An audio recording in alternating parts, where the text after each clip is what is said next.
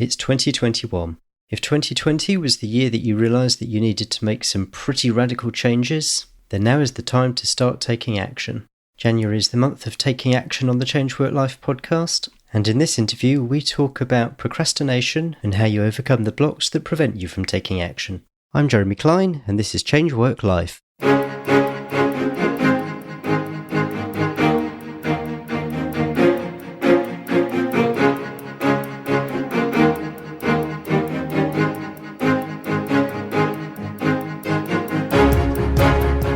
Hello and welcome to the Change Work Life podcast, where we're all about beating the Sunday evening blues and enjoying Mondays again. And Happy New Year! It's got to be said, 2020 was probably the weirdest year any of us can remember, and who knows what 2021 is going to bring. But in terms of what I'd like it to be, I want it to be the year of action. And in particular, for January, I'm focusing my podcast on just that. The theme of January is going to be all about taking action. And so this week, this first one in the series, we're talking about something which you might find it stops you taking action, and that's procrastination. You know how it is. You've got something that you need to do, something that perhaps you want to do, but you just keep on putting it off and you keep on putting it off. And that's what we're going to talk about today with Eric Twiggs, who is the author of The Discipline of Now, 12 Practical Principles to Overcome Procrastination, and also the host of the 30-Minute Hour podcast. Eric, welcome to the show. Hey, Jeremy, it's a pleasure and it's an honor to be here. Thank you for having me.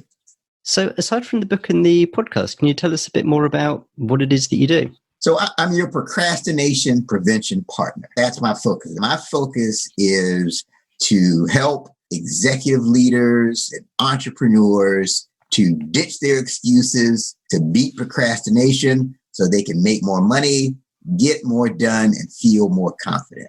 How is this something that you got into? Because you used to work in the auto industry, isn't that right? I did. So my start to all of this really began back when I was in college. It was my senior year.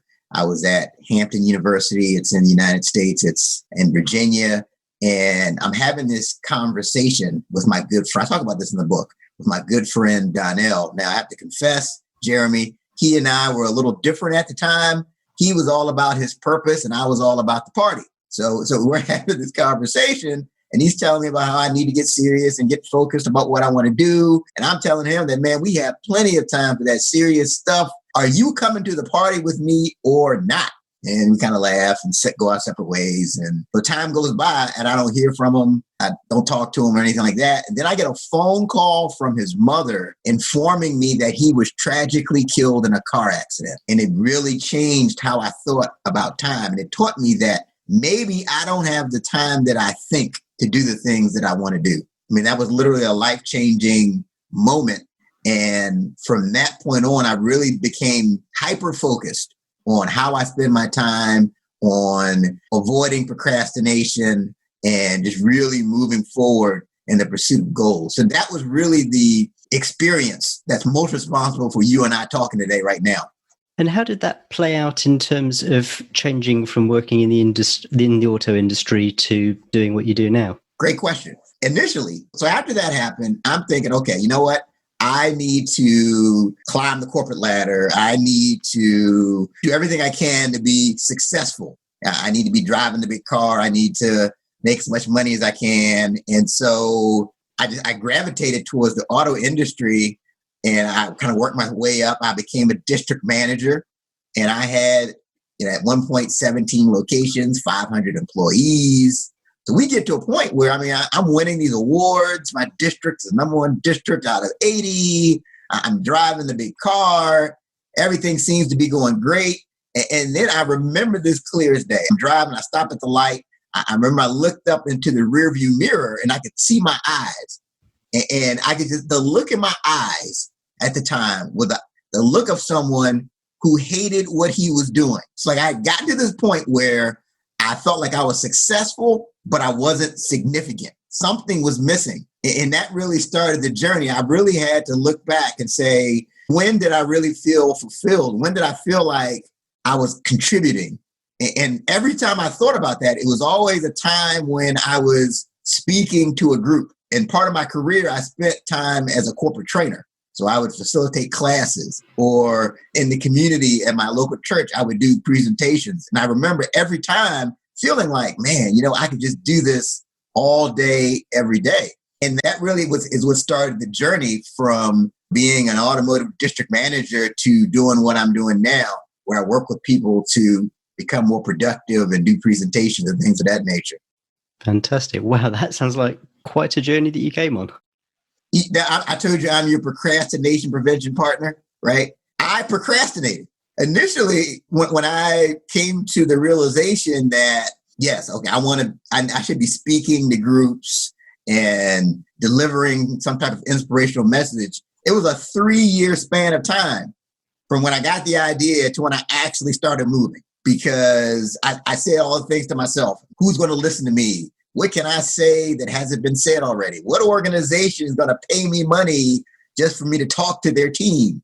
All of these doubtful thoughts came to mind, and the easiest thing to do is to do nothing. And that's what I did for 3 years. So I just thought I'd put it out there. Yeah, I'm your procrastination prevention partner, but I was guilty of procrastination. And anybody can procrastinate if they don't have the right disciplines in place. So I've just got to ask you, what changed over the course of that 3 years that made you take action? Just frustration, just that continued feeling that I wasn't in the place of where I needed to be. And finally, I just started, what changed is, I was doing a presentation and there was someone from Toastmasters International, the speaker presentation training group, and they were in the audience. And they were giving me this quizzical look. And afterwards, I said, hey, so you're in Toastmasters. What did you think of my presentation? And they gave me all of these little details that I had never even thought about. You should stand this way. When you turn this way, you did this. And I'm like, man, I need to know more of that. And that motivated me to join Toastmasters International. And then when I joined Toastmasters International, I met someone who trained professional speakers. And it was just like the steps started to reveal themselves. Here's the bottom line. I was guilty of perfectionism. That's a big thing. We feel like, I need to have everything figured out before I start moving forward. But the thing I learned from that experience is that you can't allow perfect to become the enemy of progress. You just have to focus on the next step. Let's talk about procrastination itself. What are we talking about here when we talk about procrastination? Is this just somebody not doing something that they know they should, or somebody just putting off something that know that they should? How do you define procrastination? Yeah, so the fundamental definition of procrastination is when you delay taking action on the things that you need to be doing. And we all know, sometimes we want to pretend like we don't know, but sometimes we know the things that we need to be doing. If you're delaying on things that you know are going to move you forward in life, just you're putting it off.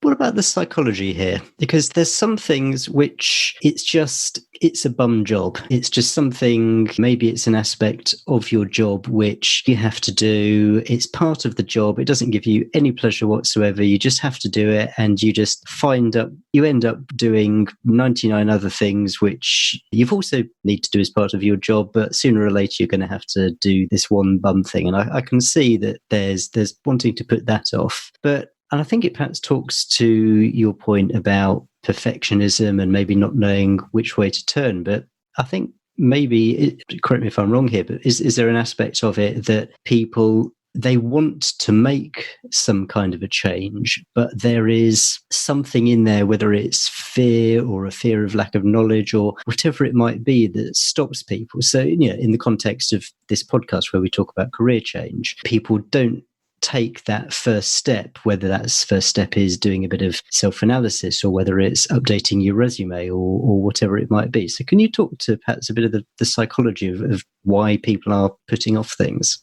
The first piece you mentioned, where it was just, you just don't like doing the task, it's called task aversion. And that is a part of the reason that people procrastinate. It's not complicated. It's not deep. The bottom line is that you just don't like doing it. But here's the thing, and I wish someone had told me this earlier in my career. Just because it has to be done, it doesn't necessarily mean that you have to do it, depending on what your position is. So the question is that a task that can be outsourced? Because it just because, like, for example, it could be something that you don't like doing, but if it's not done, it could have really bad consequences. but it doesn't mean that you necessarily have to do it. I can just use myself as an example. I really don't like the details involved with scheduling different events, scheduling different Zoom calls, it's just a lot of it has to be done. But, I feel like I want to stay focused on the bigger picture. Like, I'm passionate about writing and speaking and those types of things. I hired a virtual assistant. And so she does a lot of those details. So it's still getting done. So in a work context, is it something that can be delegated? Or is it a matter of just having a conversation with your boss to say, okay, great, I know you want me to do this, but I also have this priority. Which one would you recommend that I work on? Or should I? It's looking at it that way. Are you the person that has to do it? Because if you don't like the task, you will procrastinate. And if the task is necessary to what you do, that could have some bad consequences. So that's one of the things. Hopefully I answered that part of the question for you. Yeah, I'd just like to pause on that one before we move on to the next one. And just ask you, in some cases, you will be able to outsource or delegate the job that you don't want to do. In other cases, you can't, either because you're in an organization where there's lack of manpower, or it is just part and parcel of your job and maybe not the main part of your job. So there are other things which you enjoy doing, and that's a whole other conversation. If all of your job is something you don't like doing, well, that's possibly suggesting something else. But if basically it is down to you, if you've got any mind hacks or tips or tricks that you can do to motivate yourself to get this thing done, or to help you approach it in a different manner so that it doesn't seem quite so unenjoyable? So I have a couple of suggestions. So one suggestion is to combine the task that's not as pleasurable, desirable with something that you do enjoy. So like for me, for example, one of the things I didn't really like was the whole expense reconciliation piece. If I was traveling, notating mileage, and there's a lot of little tedious details that are things I had to keep track of. So what I would do is, while I was doing that, I'd be listening to my favorite audiobook, or some inspirational music. And I would be able to combine a task that wasn't desirable with something that I enjoyed. So anytime I would do even if it's around the house, there's a task that needs to be done that you have to do it. You can be listening to music, audiobook, what have you. That's a way to help you to get through that. So that's one thing you can think of. The other thing is to make an appointment with yourself. Instead of saying, I'm going to do it, make an appointment. Say, I'm going to do it on Wednesday at 1:00. And whatever you make an appointment for becomes a priority. And you'll find if you start making an appointment and you put it on your calendar and you block off the time, you have a higher likelihood of getting it done, and you can give yourself a reward for doing it. So once you get this unpleasurable thing done, you can reward yourself by saying, okay, later I'll watch my favorite program. Or you can give yourself a consequence. That works. So I know people, I have people I work with that say, okay, you know what? If I don't get this, I'm going to make an appointment with myself. If I don't get this task done during that time, I'm going to donate money to the opposing political party. If I'm in the United States, if I'm a Democrat, I'm going to give to the Republican Party. If I'm a Republican, I'm going to give to the Democratic Party. So those are some things you can do when you just have to do it. That'll keep you from procrastinating. And I've heard of the idea of getting someone else, so kind of like getting an accountability partner. So you say that to someone. So you tell this person, I'm going to do this job, and if I don't do it, then I will donate $10 to the charity of your choice, or something like that. Oh, sure. Absolutely. And for me, for example, I ran a marathon 3 years ago, and I purposely told people, I told everybody I knew that I was running a marathon. Hey, you know what? In September, I'm running this marathon. I did that purposely because I knew those people would say, hey, Eric, how's the marathon going? Hey, Eric. And I really wasn't motivated to wake up when it was raining to run. That's not something I look forward to. But I knew that if I didn't train, I would have to tell these people that, no, I'm not doing what I said I was going to do. So what you said is true. There is something powerful about having that outside accountability.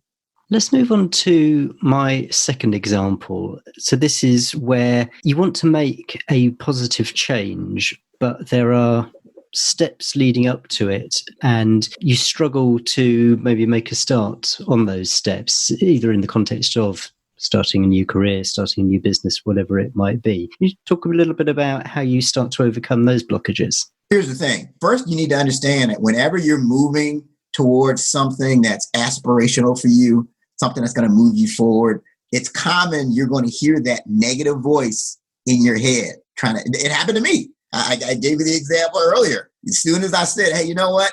I need to be an inspirational speaker and an author, I started hearing the voice of, okay, who's going to listen to you? Who's going to pay you? So I think you have to understand that that is part of the deal. That when you're moving towards something that's inspirational, that's really something like related to your purpose, you have to plan that you're going to hear the negative voice from yourself. And so one of the common things that stops people is fear, right? Fear is a leading cause of procrastination when you're moving towards something. So it could be fear of success, fear of failure, and fear of the unknown. And I can break down each of those and tell you some little tidbits. So you just let me know. Do you want to start with the fear of failure? Yeah, let's start there. So the fear of failure is really common.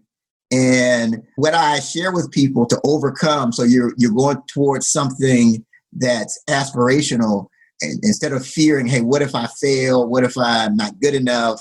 I would recommend that you focus more on the process than you do the outcome. So you have to focus on, for example, I work with students all the time. They're afraid, oh, what if I don't get a good grade? What if I'm just not smart enough? What if I don't pass? What if my grade point average isn't higher enough? Don't focus on those things. Focus on how often you're going to study. Like how many are you going to study in 2 hours a day? Focus on how often you're going to read. Focus on the process. And it's the same thing in business. So if you have a presentation that's coming up and you're afraid, or what if I bomb? Focus on how often you're going to practice. Like in Toastmasters, they tell you for every minute of your presentation, you should practice an hour. So that helped me because I said, you know what? I have a 7-minute presentation. I'm going to practice the right way for 7 hours. And I can live with the result. Did I put my 7 hours in? So that's it. So you have the fear of failure. And a big way to overcome that is to focus more on the process than you do the ultimate outcome. The more you're prepared, the less you have the fear. This might be going off at a tangent, but I guess one of the reasons why people don't necessarily take the next step is because they don't always know what the next step is. So in your example, focus on the process. But what happens if you haven't yet identified what the process is? I could see it becoming almost chicken and egg. So how do you go about working out what the process is, what the next step is, what the thing you can do is? So what I would do if it's something that's aspirational, so let's say you want to be a best-selling author, I would contact someone who's a best-selling author. And it's really that simple. Find out what they did. You can read about them. Read one of their books. Find out what their story is. It's not necessary to recreate the wheel. And I've just gotten to that point now. Anything that I want to accomplish, I try to find someone who's already done it to find out what do they do. And then the next step, the other thing is the next step, people think that the step has to be huge. The next step can be small. It could be doing a Google search to get more information. But those small steps start to add up and get you closer to your goal. So we were talking about the fear of the unknown. You were going to move on to another fear? Fear of failure. Then you also have the fear of success. It's common. I'm amazed at how common that is, right? That's the fear that maybe I can't measure up to the new standard. So if let's say I do a presentation and it goes, they're going to expect me to do more presentations. Maybe I'm not good enough. Or if I get this promotion, maybe people will discover that I'll get exposed. Maybe people will discover that I'm not as good as they think I am. Like, for example, there's a friend of mine who she's a PhD. She has a doctorate degree. She spent all this time in school getting a doctorate degree, but she will never refer to herself as doctor in a social setting. because she's afraid that someone may, when they find out she's a doctor, they may try to ask her a high level question that she may not have the answer to. And she says, oh, what if, so they may not think that I'm as smart as trying to portray myself to be. So that's an example of the fear of success. And for that, I talk about is a formula. It's called be, do, and have. So the focus on becoming. So if I can become more, I can do more. And if I can do more, I can ultimately have more. So really the focus is on always becoming more, continually evolving. Whatever you're in, whatever your industry, can you go to industry conferences? Are you reading the books? Are you always upgrading your knowledge? Because things are always changing. So there's no need to fear success if you're always focused on becoming a better version of yourself. That deals with a point which was going through my mind, which is I can see a fear of success being a fear of getting there and it not being everything you thought it would be. You get to the position of, I don't know, partner in a law firm or head of whatever it might be in your organization, and you get there and you kind of go, okay, that's not actually that great. And maybe there's a fear of getting to that position that puts people off taking action. Whereas if people take your approach of almost getting into the mode of never finishing, there's always something else, then perhaps that's a way of thinking about that and dealing with that. You're just always evolving. So it's because the bottom line is really, for me, true success is really becoming the best version of yourself. And so you're always prepared for that, because you're always reading, you're always planning, you're always studying, you're always practicing. So you're ready. What's there to fear? Again, if you're prepared. We talked about fear of failure and fear of success. Actually, we didn't really cover fear of the unknown. So you can talk a bit to that as well. It's like a fear of the future. A fear, you're asking yourself those what if questions. I mean, we're seeing it now with the times we're in. We're coming through this pandemic, and there's just that uncertainty. And so people will come up to me, well, yeah, I have plans to start this business, but I don't know what's going to happen. Is there going to be a shutdown? Is my industry going to be at risk if there's this pandemic? I think the key thing to understand is that legacy and risk go hand in hand. Like if you're trying to do something where you're leaving a legacy, if you're anything you're trying to do that's worthwhile, there's some element of risk. I don't care if you're talking about getting married, it's a risk.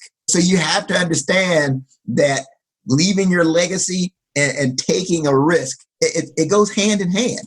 And there is there's no situation where you're going to have that's worthwhile that you're going to accomplish where it's going to be 100% certainty. You just have to move forward. And that's why faith, you wouldn't need faith if there wasn't some element of uncertainty.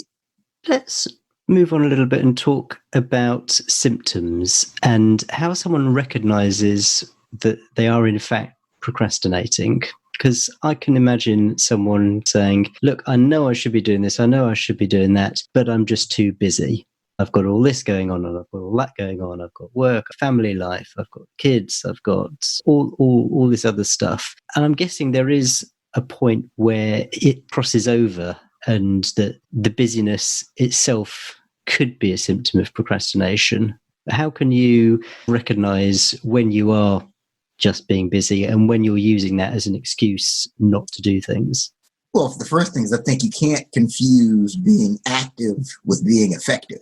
There's a huge difference between being active and being effective. You can be doing things, but not doing the right things. And sometimes that's a stalling tactic. And so the key thing is the book, and the theme of my book, The Discipliner Now, it's really about awareness. So you'll start to become aware of your patterns, of certain things that trigger you to procrastinate. People do what I call it creative avoidance. So creative avoidance is when you've got something you should be working on, but then you're finding other things to do. That's you're saying, oh yeah, I'm busy.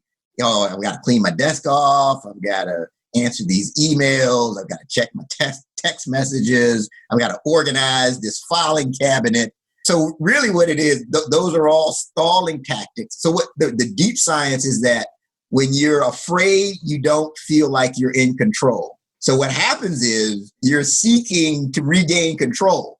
That's kind of the deeper science behind it. So to regain control, you start doing tasks that give you the feeling that now, okay, I've got control. My desk is organized. Yes, my cabinets are clean. In reality, you're avoiding the thing you really should be doing.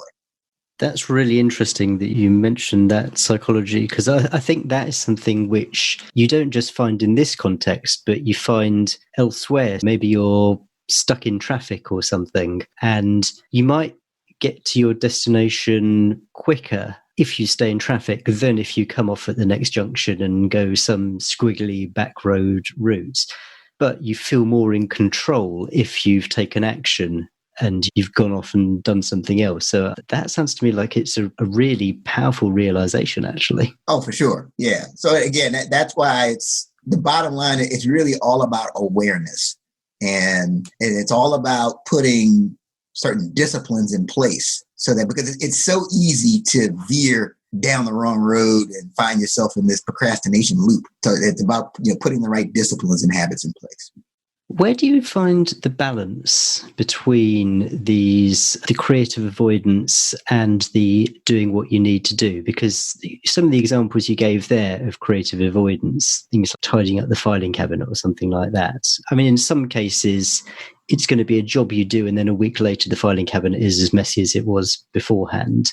In other cases, it's something that you do, and you do it once, and you're disciplined enough that you keep it tidy and it makes you, a bit more efficient or something like that. So in that circumstance, it can be something which ultimately is positive. So how do you decide that you are going, that it is, that a task which comes under the heading creative avoidance is still something that's worth doing and putting in? So the thing is, as long as you're not triggered to do it because you're avoiding something else. And again, don't get me wrong, there's nothing wrong with organizing the filing cabinet. That's definitely something that needs to be done. It's just that we need to make sure that we're not doing it because we're avoiding the real thing that we should be doing. That's really what the difference is. If you're saying, hey, you know what, for me to accomplish my goal of being able to write 500 words a day, I need an organized space so I can think. So to do that, I need to have everything. That's one thing. That's not creative avoidance. Is, hey, I've got this presentation coming up. I've got to start working on it. Well, instead of working on it, I'm going to go do this other thing. So there's the difference. So the bottom, like, how does what you're doing line up with your ultimate goals is really more of the question. So if you've got something like a presentation which is looming and you've got a deadline, I am giving a presentation on this date. So that's something which it's easy to identify. That's the thing that you need to be doing. If it's something a bit more ephemeral, a bit more, it's not time bound, it's a bit more ambition, it's a bit more in the, I'm not entirely satisfied with the way things are going, I want to make an internal change thing. How do you identify what the thing you should, as you said, the thing you should really be doing is versus the procrastination where that's the change that you're trying to make? So I work with people to really get clear on what it is they're moving towards. Because I always say that clarity is the starting point of success. So if I'm working with someone, we'll start, 5 years from now. Let's project 5 years. Let's get into our time machine. It's 5 years later. And you're saying, you know what? I feel great. What are those things that need to be in place? What are those specific accomplishments that I've achieved 5 years from now? And so from there, we break it down. Okay, so what do we need to achieve in the next 12 weeks that are going to get us to the 5-year goal? So now you're clear on what you want to accomplish for 5 years. You're clear on what you want to accomplish in the next 12 weeks. And then we break the 12-week goals. Okay, so what do we need to be doing each day to get there?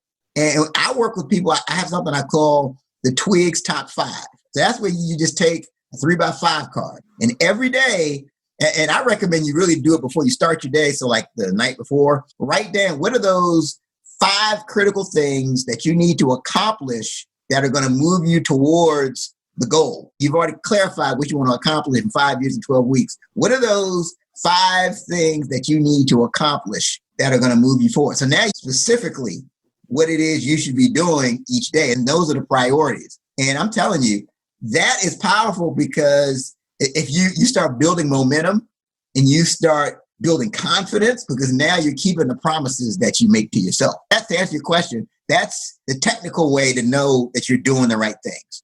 And then do you have any sort of, again, like hacks or tricks that people can use to drop the things they shouldn't be doing? Because I can see, again, that being a really difficult thing. They've got this list of these 5 critical things, but then they've also got a list of 7 things unrelated to those 5, or maybe slightly related to those 5, but which are to do with a particular thing that they're doing. Maybe they're in a particular job, or it's the nature of their business, where in order ultimately to get to what I want things to look like in 5 years' time, I need to start work on these 5 things. But there's these 7 things where if I'm going to keep this particular car moving, I've got to do that. So how do you get over that kind of hurdle?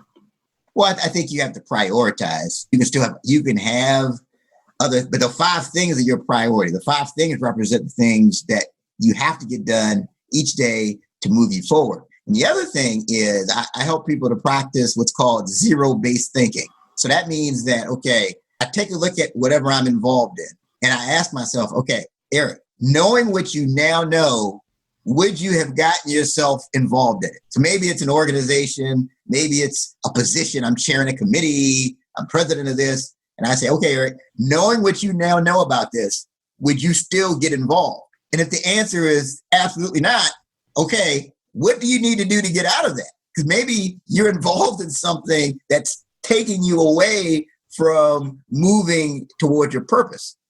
And the other thing is you have to get really good at saying no. The high level people that I've been around, like literally they have a short yes list and a long no list. Like no is like their default answer until they get more information. So those are some key things. That'll help you to get out of the situation where you've got all these things you've got to do that really don't line up with what you should be doing.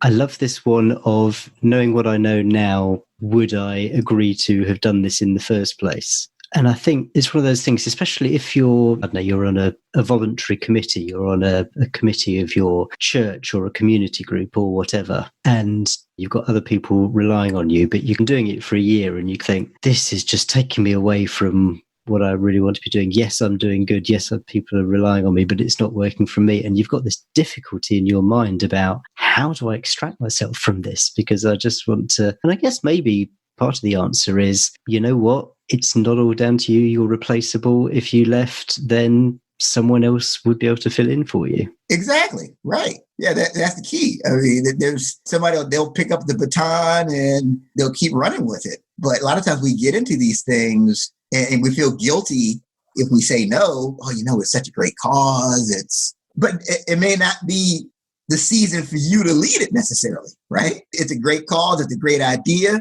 But if you really feel like it's a great cause and you want to support it, doesn't mean you don't have to necessarily lead the charge. Maybe you can be there on an advisory capacity, or maybe you can help out in small ways that don't take up a lot of your time. But the key thing, the other question is, and I try to help people with is, okay, if you say, yes, I'm going to add this, I'm going to take this on, I'm going to lead this committee, I'm going to be the head of the homeowners association. The question you need to ask is, okay, what in your current schedule are you going to eliminate to make room for that? So it goes back to your yes and no. If I'm going to say yes to this, what am I going to say no to? Perfect. Right. If I'm saying yes to this, because if I say yes to everything, that's going to become a problem. And I'm going to end up procrastinating. I'm going to end up feeling burnt out. Completely. Eric, I'm conscious of time. What's the one big point or another key point that we should cover that we haven't yet and that you'd like the listeners to take away on this subject? So the big thing I want people to remember, because I have people all the time that say, oh, Eric, I'm just such a procrastinator. Oh, Eric, I am always late. Procrastination is not your identity. Procrastination is a habit that you can overcome. So you may have procrastinated yesterday, but remember that yesterday ended last night. You can move forward. You can take different action. You can make better decisions. Just know that just always be moving forward and just be careful, because it's human nature. You're going to act out in accordance to who you believe you are. So if you're always saying, I am a procrastinator, you'll be more likely to procrastinate. And I think it's critical to pay attention to whatever comes after I am, because you're going to end up doing more of that. I would just encourage the listeners to remember it's a habit. It's not your identity. You can move forward with the discipline of now. That's another very powerful thing, the question of identity. So I am versus habit. And that's, again, I think that's wonderfully powerful. Eric, apart from your book, if listeners want to dive into this in any more detail elsewhere, where might they go? So they can go to my website, thedisciplineofnow.com. They can also listen to the 30-Minute Hour podcast. I talk about productivity principles and just personal development in general on the 30-Minute Hour. And also from a resource standpoint, there's a group, it's the What Now Movement. It's a free Facebook group. And at this time, we've got over 1,350 entrepreneurs, authors, career professionals. Every day, there's a live video within the group that helps you to stay motivated, to stay inspired, you get educated. Those are some resources that I would recommend. I will link to all of those in the show notes. Eric, what a way to start the year. Some absolutely awesome tips. Thank you so much for your time. Hey, Jeremy, thank you again. This has truly been an honor to be on your show. Thank you so much. Okay, hope you enjoyed that interview with Eric Twiggs. This was one of those episodes that it might be worth you listening to again, possibly with a pen and paper, just because there was so much stuff in there, so many hacks, tips, tricks that you can use. I particularly liked what Eric was saying about the different types of fear. Fear of the unknown, fear of failure, and also fear of success, a fear that you kind of just don't deserve to get what you want. He mentioned how there is always risk that comes with a change. You can never be completely certain that a change is going to have the results that you want to achieve. But it's worth going back to what previous guests have said on this, and that's looking at what the worst case scenario is. Ray Blakeney mentioned this a couple of weeks ago in episode 67, and Jack Hopkins also mentioned the same way back in episode 28. Once you start thinking about what the worst case scenarios might be, it's probably never quite as bad as you think it might be. You'll find full show notes for this episode at changeworklife.com/69 for episode 69. And the eagle-eyed amongst you will notice that I've changed the format of the show notes a little bit over the past few weeks. I've always included the key points made by my guests, but now I've started including timestamps as well. So if you look at the show notes and you see a particularly interesting point, you can see what time that occurred in the episode. And so there's a track player there. You'll be able to find it and listen to exactly what was said. A key point mentioned by Eric was the importance of clarity of knowing where you want to get to. And he mentioned this idea of looking 5 years into the future and describing what do you want life to look like then, before you go back and effectively work backwards to work out what steps you need to get there. On my website, I've got a couple of exercises, one of which will help you with this. It's designed to help you look at 5 years in the future and define in a bit of detail just what you would like life to look like at that point. And then once you've done that exercise, then you too can start to think about the steps that will help you get there. So on the changeworklife.com website, there's a tab in the menu at the top which says Find Career Happiness. If you click on that link, then you'll be able to sign up to receive a couple of exercises which will help you with this process. We're continuing our theme of taking action in January next week, so stick around. We've got a great interview next week and I can't wait to see you then. Cheers. Bye.